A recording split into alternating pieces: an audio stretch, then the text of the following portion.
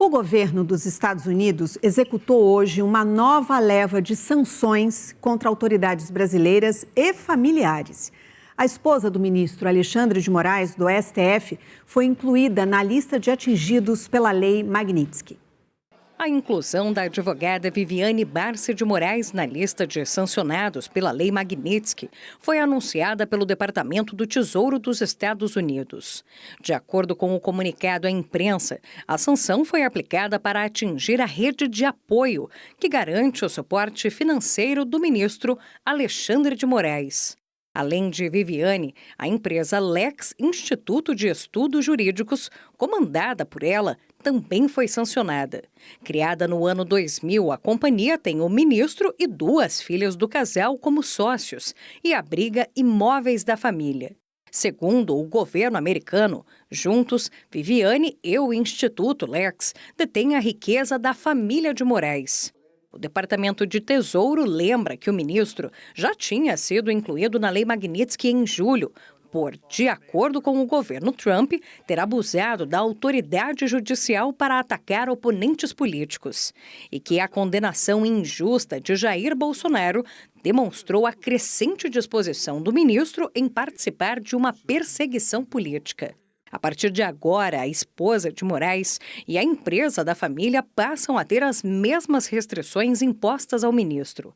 A Magnitsky é considerada uma espécie de morte financeira do sancionado, como explica o professor da Florida International University e da Fundação Getúlio Vargas, Guilherme Casarões. A partir do momento em que você não pode mais fazer nenhum tipo de transação com bandeiras de cartão de crédito norte-americanas, com subsidiárias bancárias que tenham filiais de operações nos Estados Unidos, usar serviços digitais providos por empresas norte-americanas e não poder entrar nos Estados Unidos, quer dizer, a combinação disso tudo restringe muito a vida de indivíduos ou de grupos de indivíduos que foram alvo desse tipo de sanção. Nesse caso em particular, é uma tentativa muito clara do governo americano de constranger ao máximo o indivíduo Alexandre de Moraes. O secretário do Tesouro, responsável pela pasta que aplicou a sanção, escreveu que Moraes faz uma campanha opressiva de censura, detenções arbitrárias e processos políticos, inclusive contra o ex-presidente Bolsonaro. Já o secretário do Departamento de Estado, Marco Rubio, que é responsável pela diplomacia no governo Trump, usou a punição como alerta para os que, segundo ele, ameaçam os interesses dos Estados Unidos e permitem a atuação de pessoas como Moraes. Vocês serão responsabilizados, afirmou Rubio. Em nota, Moraes classificou a sanção como ilegal.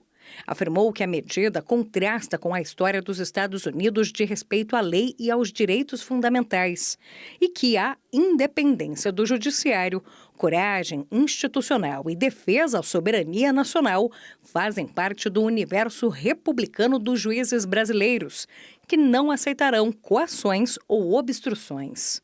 O Supremo Tribunal Federal considerou injusta a ampliação das penalidades e afirmou que as autoridades norte-americanas foram convencidas de uma narrativa que não corresponde aos fatos. Logo após o anúncio do governo Trump, o deputado federal Eduardo Bolsonaro, que vive nos Estados Unidos desde março e articula as sanções, voltou a pressionar por uma anistia geral e irrestrita aos condenados e processados pela tentativa de golpe.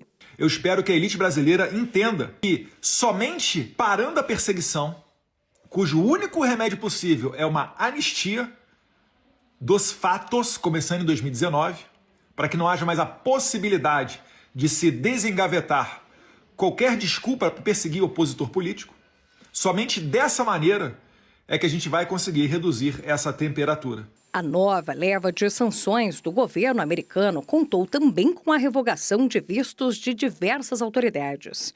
Entre elas, o ministro do Superior Tribunal de Justiça, Benedito Gonçalves, que relatou um dos processos que levaram à inelegibilidade de Bolsonaro na Justiça Eleitoral, e o advogado-geral da União, Jorge Messias, que defendeu Moraes e a atuação do STF em meio às penalizações da Lei Magnitsky.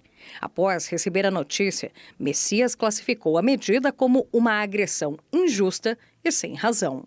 no mesmo dia em que o governo de Donald Trump impôs novas sanções contra autoridades brasileiras. A Procuradoria-Geral da República apresentou denúncia ao Supremo contra Eduardo Bolsonaro e Paulo Figueiredo, aliado do filho do ex-presidente nos Estados Unidos. O documento destaca sucessivas ações da dupla junto ao governo americano para penalizar o Brasil e autoridades do país com o objetivo de influenciar o resultado do julgamento que condenou Jair Bolsonaro e aliados por tentativa de golpe de Estado.